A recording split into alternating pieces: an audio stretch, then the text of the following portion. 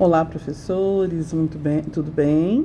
Né? Já faz algum tempo que a gente não posta um novo conteúdo, mas a campeã voltou, né? A professora Rutinez está de volta. E nós vamos falar hoje com um assunto que é muito caro para mim, que é a educação infantil, foi tema do meu mestrado, e é a educação infantil no currículo paulista. Olha que interessante, se a gente for parar para analisar, a rede estadual de ensino, ela não tem uma rede de educação infantil, né? O Estado, ele promove aí a construção de escolas, financia a construção de creches, né, de educação infantil, mas não existe uma rede como existe nos municípios, porque na divisão de tarefas entre Estado, União e municípios, a educação infantil, ela fica com os municípios, certo? O ensino aí de Fundamental 2 de médio, ele fica com o Estado. Porém, se essa rede de educação infantil ela é vinculada ao Estado, é preciso que haja referências do Estado para que os municípios organizem suas instituições de educação infantil, ainda que o Estado não gerencie a parte pedagógica. Então, nisso, a gente fala um pouquinho da história, da identidade, da finalidade da educação infantil, do ponto de vista estadual, porque cada município ele vai ter a sua história, a sua gerência, mas não vai fugir muito daquilo que o Estado propõe, porque os entes federados são vinculados. Município é Estado, Estado é União. Então, o currículo paulista ele vai confirmar o direito da criança à educação infantil. E vamos ver isso lá na história. Nas décadas de 1930, 1950, a maioria das creches era de responsabilidade filantrópica e elas tinham como objetivo suprir as necessidades advindas da pobreza. Isso está no Moisés Kuman Júnior, que ele tem uma obra muito interessante a esse respeito. Uma obra, assim, dezenas de escritos, de livros, né? E ele é a principal referência sobre essa história da educação infantil. Então, no período de 1964 a 1970, é criada a Fundação Nacional de Bem-Estar do Menor, a FUNABEM. Hoje não temos esses órgãos, né? E a FUNABEM, ela tinha como proposta uma educação compensatória, que buscava a redução do fracasso escolar das crianças das classes desfavorecidas. Então vamos pensar que a educação infantil, creche, era coisa de pobre.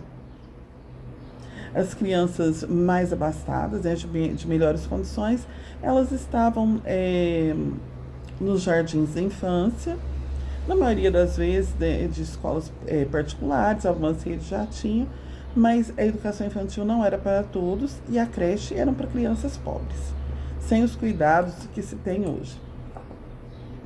O que se vai ter com a promulgação da Lei 5692/71? Então, ela diz aqui que os sistemas de ensino estimularão as empresas que tenham em seus serviços mães de menores de 7 anos a organizar e manter diretamente ou em cooperação com o poder público. Então, essa questão ela já posta desde a CLT, né? A questão das empresas que tiverem um número grande de mulheres aí em idade fértil, de 16 a... não me lembro aqui o limite de idade, não está aqui nesse escrito que eu estou consultando. Então, a gente vê que a creche é ligada ao cuidado, ou seja, ter quem cuide do filho para a mãe poder trabalhar. E ela é direito da mãe, ela não é direito da criança. Então, lá na 5692/71, a Lei de Diretrizes e Bases, vai dizer que os sistemas de ensino estimularão as empresas que têm seus serviços, mães de menores de 7 anos, como eu já li, a organizar e manter diretamente ou em cooperação, inclusive com o poder público, educação que preceda o ensino de primeiro grau, o atual fundamental.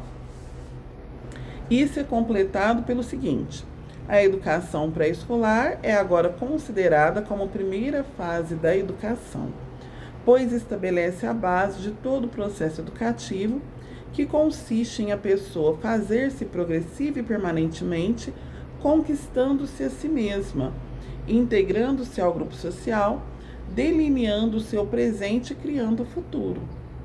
Então já é um preceito aí da legislação da década de 80. Mas primeiro, a creche é um direito da mãe, não da criança. E depois, quando vem tratado pré-escolar, então já é o começo do que nós conhecemos hoje como a pré-escola. Já vem com o nome de pré-escola, mas do pré não no sentido de vir antes.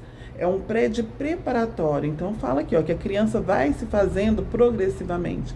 Ou seja, ela vai aqui, a ideia é prepará-la para o ensino fundamental.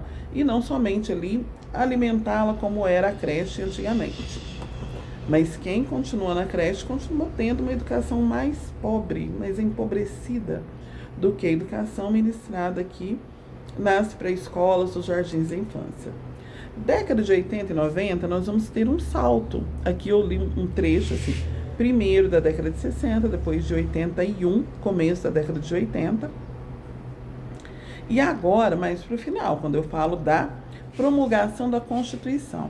Então, essa Constituição de 1988, ela ratifica, ela confirma à criança de 0 a 6 anos o direito de frequentar creches e pré-escolas. E mais à frente, a Lei de Diretrizes e Bases de 96, ela vai dar um salto absolutamente qualitativo e significativo, porque a educação infantil toda será considerada como educação básica. Ou seja, lembra das formaturinhas de pré-escola? Hoje voltou por uma questão comercial. Mas antes tinha essas formaturas porque o aluno encerrava um ciclo. Hoje ele não encerra, é tudo educação básica, né? Mas as formaturas são por questões comerciais, não são por questões de encerrar ciclo, não. Então, um grande salto.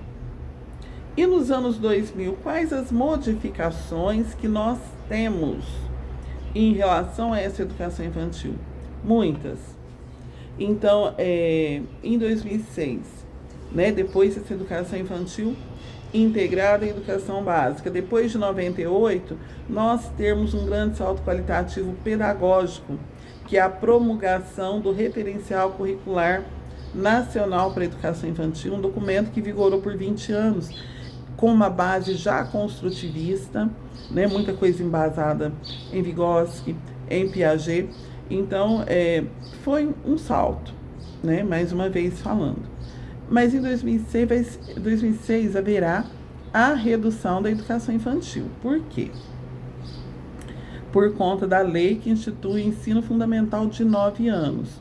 Aí a criança de 6 anos, ela passa a ingressar no fundamental, porque nessa época, 2006, a educação infantil, mesmo tendo melhorado tanto, quantitativa no atendimento e qualitativamente, ela ainda não era uma etapa obrigatória. Então, entende-se aí o legislador da época que colocar a criança de 6 anos no ensino fundamental é garantir a ela um direito que, se ela estivesse em educação infantil, não teria a garantia. Então, tem todo um contexto aí de começo de década de 2000 em que o oferecimento dessa educação infantil não era obrigatório. Um pouco à frente, em 2013, a Lei 12.796, ela inclui na LDB a obrigatoriedade da matrícula de todas as crianças de 4 e 5 anos na educação infantil. O que não era necessário, né? Não era averiguada a presença quando trabalhei na educação infantil no começo dos anos 2000. Eu me lembro que quando eu trabalhava no fundamental tinha toda uma investigação de faltas, de justificativas, né? De encaminhamentos ao conselho tutelar para o aluno de ensino fundamental. O aluno de educação infantil, ele podia sumir da escola, que tanto fazia, né? Só se colocava outro no lugar, porque não havia a obrigatoriedade, certo?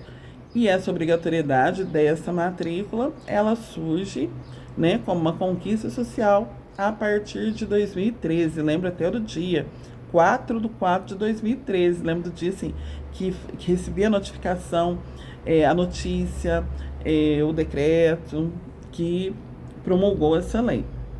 Tá, educação infantil obrigatória, só que ela ainda não tem o mesmo status de fundamental. Porque para o fundamental é obrigatório que a criança frequente 75% das aulas, para o infantil 60%.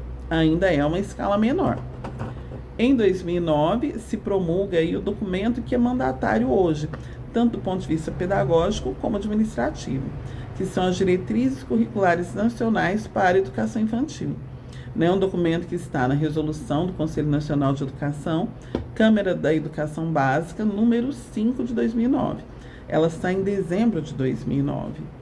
E é um texto maravilhoso, porque ele dá referências assim do tratamento que deve ser dado à educação infantil e nos dá as referências pedagógicas que depois ali os manuais, os guias vão ter como base hoje as DCN para a educação infantil.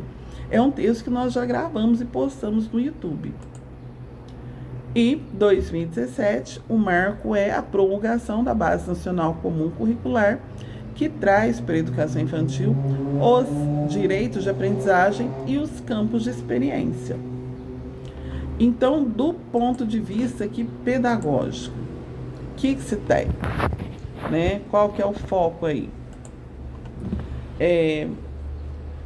A construção desse currículo paulista para a educação infantil, ela vai trazer o binômio Educar e Cuidar, que já estava no referencial curricular nacional para a educação infantil. E nesse Educar e Cuidar, as interações, as brincadeiras, a garantia dos direitos de aprendizagem, e vai ter principalmente o desenvolvimento das crianças, que envolve esses direitos. O direito de conviver, de brincar, de participar, explorar e se expressar. E direitos esses que eles são contemplados na BNCC. Então, como a criança é pequena, no Plano Estadual de Educação, ele fala de educar e cuidar até o 3º ano do ensino médio. Porém, o cuidado da criança pequena é aquele cuidado próximo mesmo, de estar na educação infantil, de dar as primeiras noções de higiene, de cuidado da criança com ela mesma e do adulto para com ela. Então, coube a esse currículo, o currículo paulista, assegurar os princípios para o atendimento da criança pequena nas creches e na pré-escola. E essas instituições, elas precisam acolher e partilhar com a sua família, Geralmente os pais de educação infantil, pais mais jovens que estão chegando agora na escola, chegando enquanto pais, porque devem ter fresco ali o seu tempo enquanto criança, e devem partilhar com as famílias o cuidado com as crianças, ou seja, a criança é cuidada na creche, a família precisa cuidar em casa. Então, vai falar ali do seu corpo, da criança, do pensamento, dos afetos, da imaginação. Então, tudo isso é uma construção, Tanto essas questões íntimas da criança, de cuidado, quanto essas questões de aprendizagem cognitiva mesmo. Tudo se mistura um pouco aí nesse contexto. Se mistura, assim, enquanto habilidades, enquanto competências ali. Objetivos de aprendizagem, de habilidades e competências é para fundamental. E todos eles precisam garantir as aprendizagens essenciais, respeitando a história construída no ambiente familiar ou na comunidade em que a criança vive. Então, o que seria, isso que nós estamos dizendo, essa educação infantil na educação básica. A entrada na creche ou na pré-escola significa, na maioria das vezes, a primeira separação das crianças dos seus vínculos afetivos familiares, para se incorporarem a uma situação de socialização estruturada. Então, aquilo ela vai aprender a sair da mamadeira, passar para o copinho, se cuidar, se movimentar estruturadamente, com planejamento, tirar as fraldas, diferente do que seria quando ela estava só na família, que isso era mais espontâneo. As creches e pré-escolas, ao acolher as vivências e os conhecimentos construídos pelas crianças no ambiente da família e no contexto de sua comunidade e articulá-los em suas propostas pedagógicas, têm o objetivo de ampliar o universo das experiências, conhecimentos e habilidades dessas crianças, no sentido de consolidar e diversificar novas aprendizagens, atuando de maneira complementar à educação familiar. Ou seja, às vezes a escola creche, né? Ela está tratando de coisas que a família trataria, por exemplo, a troca de fraldas, mas de uma maneira estruturada e diferente, né? Não é a mãe, é feito para um coletivo, não é feito para uma individualidade, embora cada criança seja vista ali enquanto singularidade. Isso tudo, especialmente quando se trata da educação de bebês, é o que eu estou falando, e das crianças bem pequenas, que envolvem aprendizagens muito parecidas, tanto no contexto familiar como escolar. Ali o engatinhar, né, como a socialização, a autonomia, a comunicação. E para o desenvolvimento de todo esse contexto pedagógico que envolve o educar, o cuidar, tem os eixos estruturantes.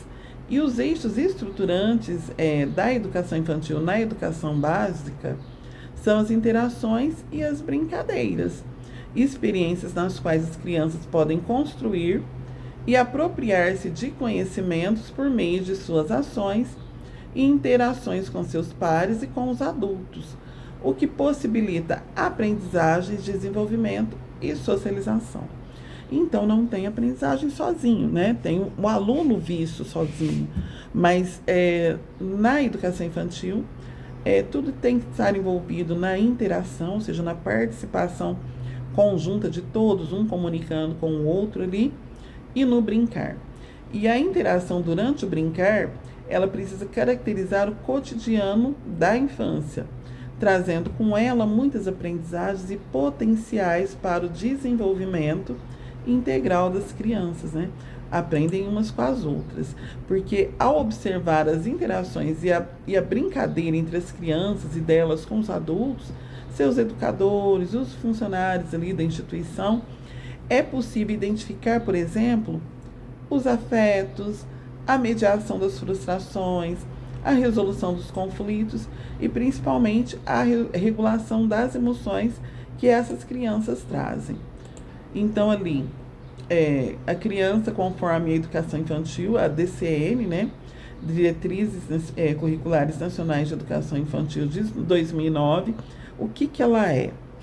Porque o que a criança é nas diretrizes curriculares para a educação infantil é o que ela é no currículo paulista e é a base para as instituições de educação infantil.